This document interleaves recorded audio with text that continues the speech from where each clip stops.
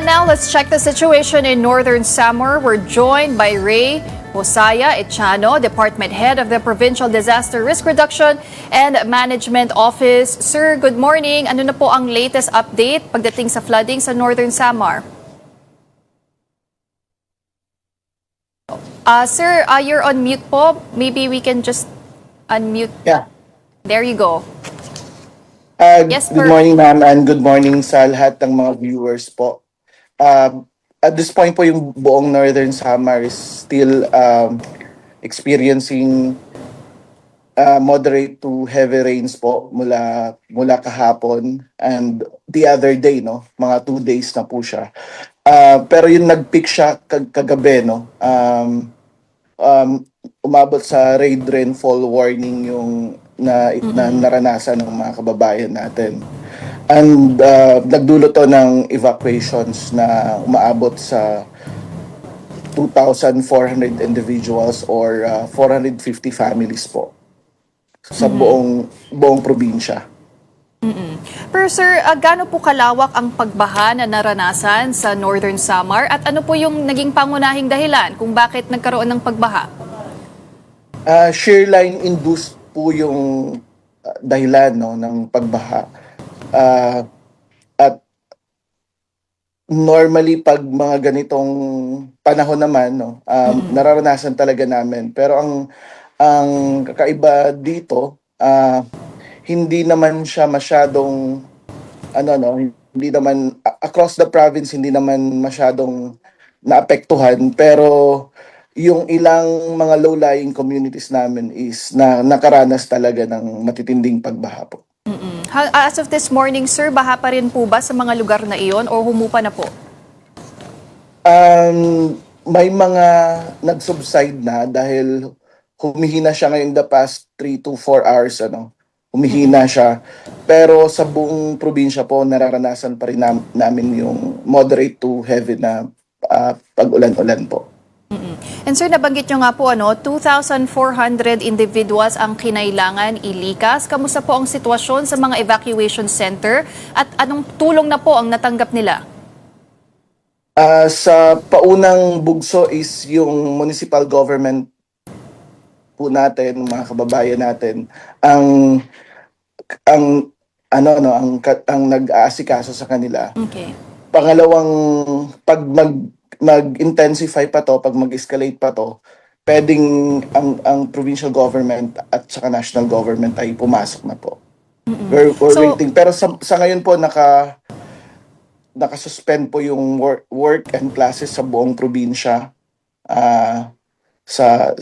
Sinuspend po ng ating butihing gobernador kahapon para mapaghandaan yung further escalation ng shear line, no, sa ngayong araw. So hindi pa rin po ba ina-advise ng local government na bumalik sa kanilang mga tahanan ng mga residente na lumikas po? Hindi pa po, bagamat may initial na pagbuti ngayong umaga, hindi pa rin po namin, based sa projection ng Pag-asa, hindi pa rin po namin ina-advise na bumalik agad yung mga kababayan natin. At sir, may mga lugar po ba sa Northern Samar na minomonitor nyo po ngayon for possible landslides, lalo na kung patuloy pa rin po ang ulan? Yes, ang mga landslide-prone areas, parts of Catarman at saka yung almost 80%, no, ng mga steep, mga katunaan, mga lupa, no, sa bandang Lope de Vega. Ito po yung pinaka-landslide-prone area natin at saka Silvino Lobos po. Kamusta naman po sir ang kondisyon ng mga kalsada, pati na rin yung mga access road sa Las Navas? May mga lugar po ba na hindi pa rin po madaanan o maabot ng mga responders? Sa ngayon po, wala pa pong reports na totally Impossible? obliterated or totally naharangan po yung daan. So far functional naman po yung mga daanan ngayon. Kung mayroon man kahapon, medyo may natumbang puno na agapan agad. Based on your assessment, sir, may damage na ba, malaking pinsala na iniwan o dinulot nitong malakas na pag-ulan? May nakita po tayong post kung saan ilang eskwela po ata o ilang mga kabahayan ang nasira dahil sa pag-ulan na ito. Mayroon na pero hindi pa namin consolidated at the provincial level, no, kasi tuloy-tuloy at developing po yung mga data. Inaasahan namin mga ngayong hapon po ma-consolidate na po namin yung data na yun. Paano naman po ang koordinasyon nyo sa mga barangay officials, rescue teams at ilang pang mga ahensya para sa rescue at monitoring operations po? Mula kahapon nag-raise na ng blue alert yung si Governor Harris. Kaya heightened monitoring and coordination kami sa lahat ng mga local government units up to barangay level po. At bukod po sa evacuation, ano pa pong ginagawang efforts ng inyong local o provincial Disaster Risk Reduction Management Office para maiwasan yung mas malalang epekto po na dala nitong pag-ulan?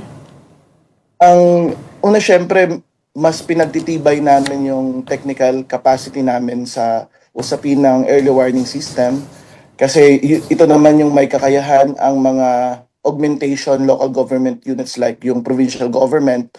So ito yung pinapapilan na mahalaga sa amin, no? Bukod sa pag-augment ng mga material at saka personnel, no, sa mga local government units, ang pinakamahalagang tinutukan namin yung sa early warning system namin, no.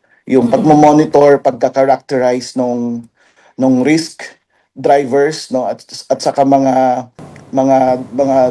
ugat at dahilan ng isang bantang panganib po. So kamusta naman po yung implementasyon nitong early warning system? Dahil sa matibay na ugnayan ng mga local government units, mas napapadali yung mga information, cascading ng information sa mga local government units natin.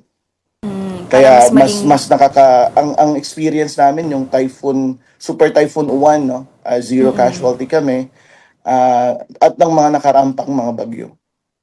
Para mas mabilis, mas alerto ang mga residente sa pag-respond, no? Pero sir, kung magtuloy pa rin ang pag-ulan, ano po ba ang worst case scenario at ilang mga contingency plans ng local ng PDRRMO? Ang buong provincial government po sa pamumuno ni Governor Harris Ongchuan ay nakhanda materially and by personnel to augment local government units na mangangailangan ng tulong, no.